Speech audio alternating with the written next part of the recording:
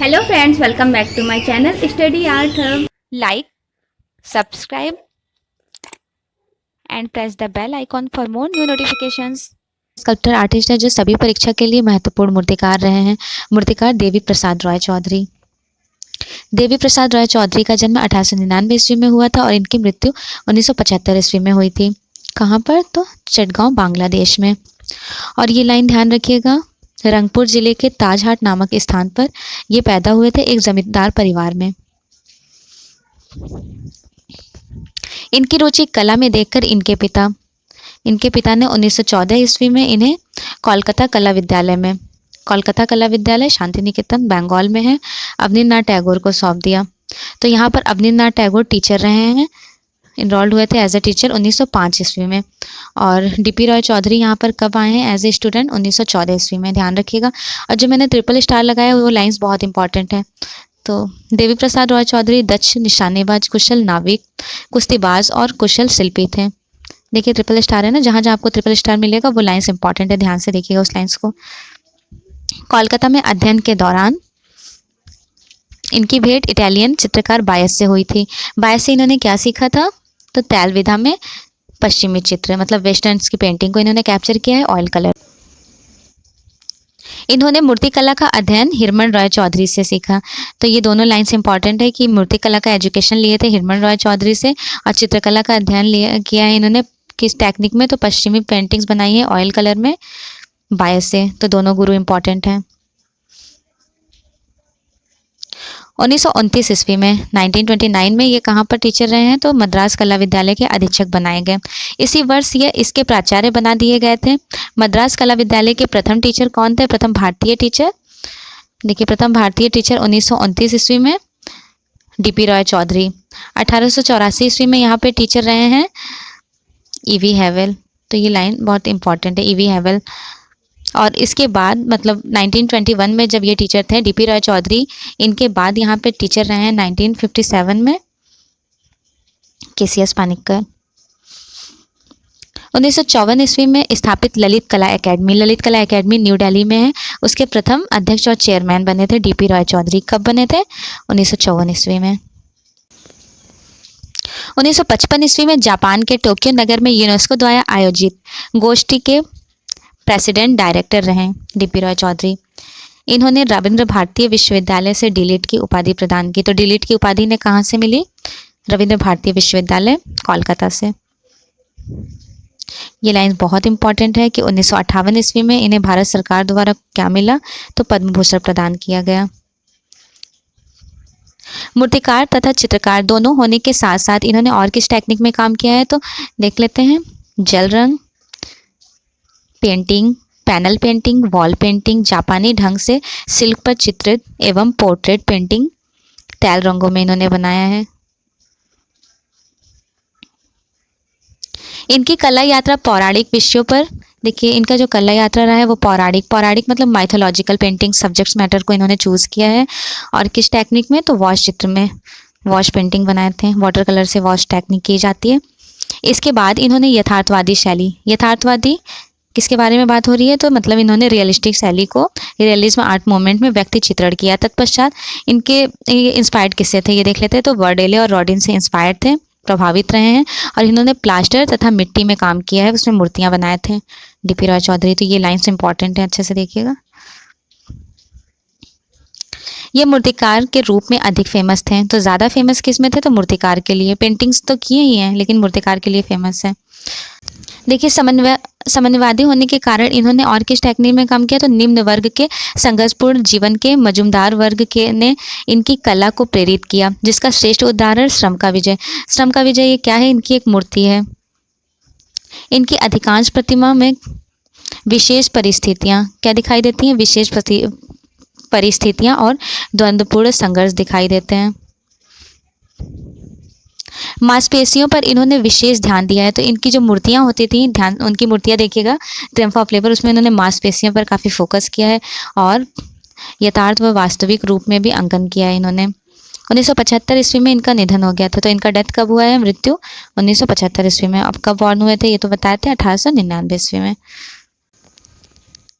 इन्होंने दृश्य चित्र, वॉश तथा टेम्परा तो वॉश ऑयल कलर से वॉश करते हैं वाटर कलर से। इन्होंने दृश्य चित्र के बारे में बात हो रही है, तो विजुअलाइज लैंडस्केप समझ लीजिए।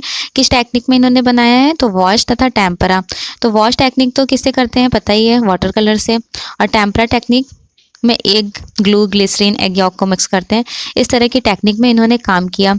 इन पर जापानी दृश्य चित्र को प्रभाव था। तो ये जापानी दृश्य चित्र का मतलब इन्फ्लुएंस थे। इन्होंने समकालीन जीवन से प्रेरणा लेकर, किससे प्रेरणा लिए हैं ध्यान रखिएगा, समकालीन जीवन से प्रेरणा लिए थे। अधिकांश चित्रांकन किया है इन्होंने, गहरे रंगों का प्रयोग किए हैं। तो किस रंग का प्रयोग किए हैं, गहरे रंग इनको ज़्यादा पसंद थे, डार्क कलर्स।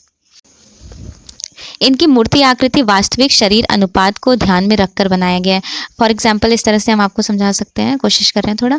हमने कोई पोर्ट्रेट, कोई फिगर्स ड्रॉ किया, तो फिगर्स में क्या फंडामेंटल्स को फॉलो करेंगे और षडांग को फॉलो करेंगे, तो हमारे क्या होंगे, फिगर्स अनुपात परफेक्ट होगा। तो इन्होंने परफेक्ट ढंग से शरीर अनुपात को कैप्चर किए हैं। चित्रकला में इन्होंने तैल रंगों में अधिक काम किया। अगर क्वेश्चन ये पूछ ले कि डीपी राय चौधरी तो मूर्तिकार थे, लेकिन अधिक काम उन्होंने किस मीडियम में किया है, तो उन्होंने ऑयल कलर में किया है। मूर्तिकला में इन्होंने सबसे ज़्यादा किस में बनाया है मूर्ति, तो ब्रॉन्ज में। ब्रॉन्ज के साथ साथ इन्होंने सीमेंट और प्लास्टर तथा मिट्टी में भी काम किया है, अपनी मूर्तियाँ बनाई हैं। इनके चित्रों का विषय, ये क्वेश्चन बहुत इंपॉर्टेंट है, जेआरएफ में भी क्वेश्चन आ चुका है, महिला नारी। इनके चित्रों का विषय क्या था, तो महिला नारी। इन्होंने महापुरुषों, गवर्नरों, देखिए किसके किसके स्कल्पचर बनाए हैं, महापुरुषों, गवर्नरों तथा नेताओं के मानव आकार के बर्स्ट साइज।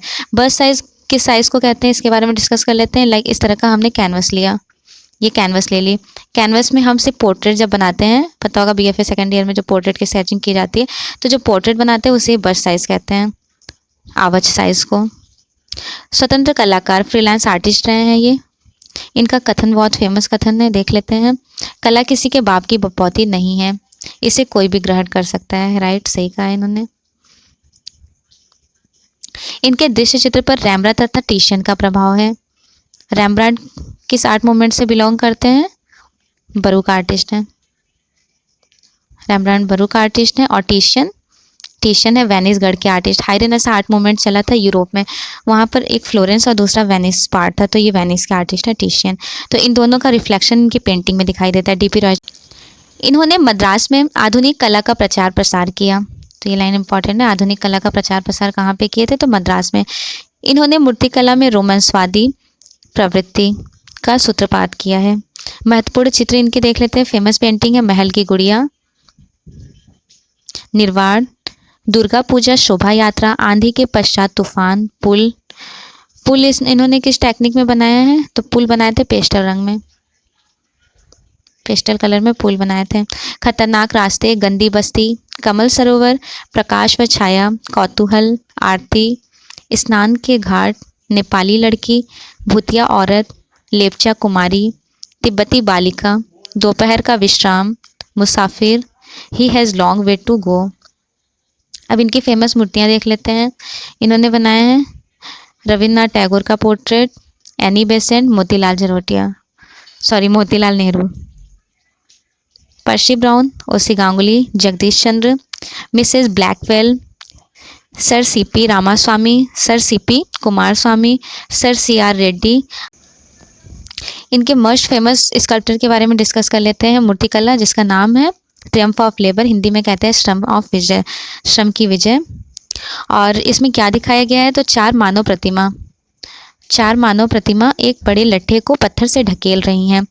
देखिए 1959 ईस्वी में इन्होंने मरीना बीच चेन्नई में बनाया है, कांसे में, ध्यान रखिएगा, कांसे में बनाए थे मरीना बीच चेन्नई में। और 1957 ईस्वी में इन्होंने नगमा में बनाया, national gallery of modern art, वहाँ पे इन्होंने सीमेंट में बनाया है, मीडियम सीमेंट था। शहीद स्मारक मार्टिन्स मेमोरियल कहाँ पर बनाए हैं, तो ये पटना सचिवालय में। इसमें 7 आकृतियाँ इन्होंने दिखाई है 1947 ईस्वी में। ठीक, 1947 ईस्वी में इन्होंने किस मीडियम में बनाया है, तो कांसे में, ध्यान रखिएगा, ये भी बहुत इंपॉर्टेंट है। डांडी मार्च दिल्ली में बनाए हैं। भूख का शिकार, विक्टिम ऑफ हंगर, सड़क बनाने वाले रोड मेकर्स, इनकी मूर्ति है ध्वंस देवता, स्नान करती महिला, जब जाड़ा आता है, when winters come, Thanks for watching and please subscribe my channel Study Art Hub. Like, subscribe and press the bell icon for more notifications.